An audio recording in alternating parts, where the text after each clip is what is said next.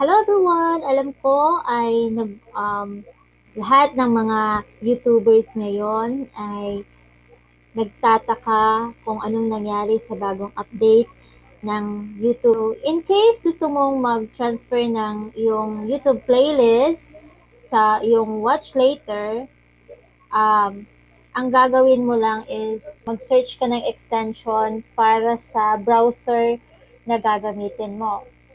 Example, this one. I'll be using the Firefox browser. So, let's start na. Wag na tayong magpaligoy-ligoy pa. So, ang iti-type lang natin o isi-search natin is yung good old YouTube. So, yan lang yung isi-search natin. Tapos, i-click lang natin yung Firefox. Or you can also click extension, pero para diretso na tayo kasi Firefox naman yung gagamitin natin. So, click na natin yan.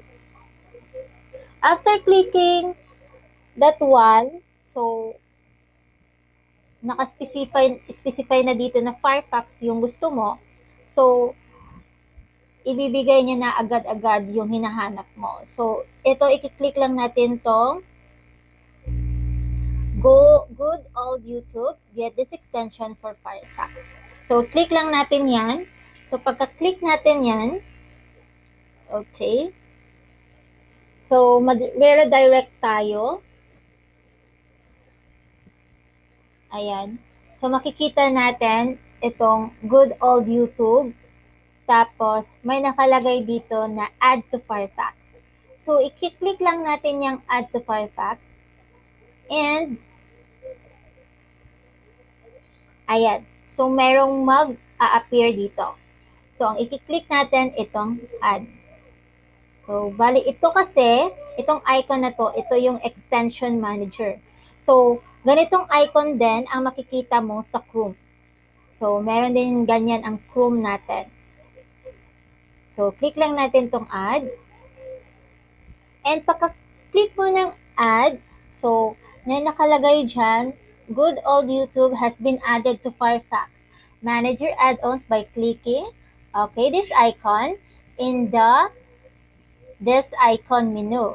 Then, allow this extension to run in private window. So, kung gusto mo siyang gamitin kapag naka-private ka, pwedeng-pwede kasi merong nakalagay dito. So, i-click lang natin to para if ever private window yung gagamitin mo is automatic na hindi ka na kailangan mag-add ka pa ng extension. 'Di ba? So, click lang natin tong okay, got it. Ayan. So, ayan, makikita natin na na-add na siya kasi ang nakalagay na dito ay remove. So, ang gagawin natin next para makita natin na andun talaga siya. So, i-click lang natin tong menu. Ayan, open menu. Tapos, malalaman na natin dito sa add-ons. Ayan. So, makikita na natin kung ano yung mga extension. Ayan. So, makikita na talaga natin na andyan na yung Good Old YouTube.